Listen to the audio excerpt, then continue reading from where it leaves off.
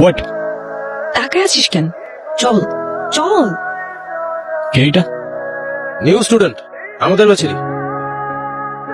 Salman, class শুরু হয়ে গেছে প্রায় 25 মিনিট।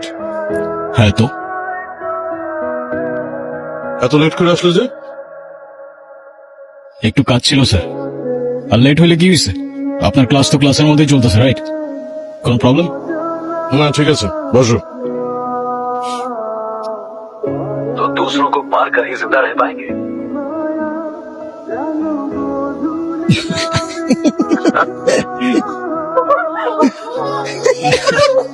আজকে পুরো সিনেমা দেখে ক্লাসরুম থেকে দাম। ফোনটা বন্ধ করেন। बात है এটা ক্লাসরুম, সিনেমা হল না। इतने दिनों तक कुछ नहीं কে তুমি? আর কাকে কি বলতেছো তোমার কোনো আইডিয়া আছে? মেজাজ খারাপ করো না, যাও। আমি কাউকে ভয় পাই না, আর সবাই চুপ থাকলেও আমি চুপ থাকবো না। কারণ তুমি কাউকে ভয় পাবা কি পাবা না সেটা তোমার প্রবলেম, আর আমাদের এন্টারটেনমেন্টে ডিস্টার্ব করলে সেইটা আমার প্রবলেম, আর আমার প্রবলেম হলে সেইটা এই ক্যাম্পাসের সবার গলা কাটা হয়ে যায়। ভয় দেখাচ্ছেন?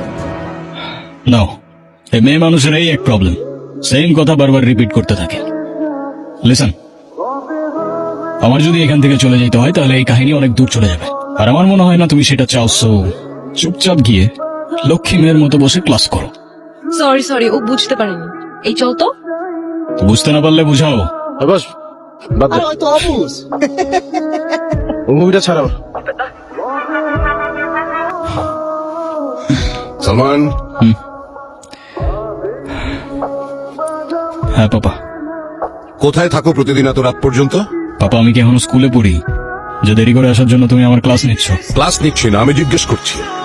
আমি তোমার বাবা, তোমার জন্য তো আমার টেনশন হয়।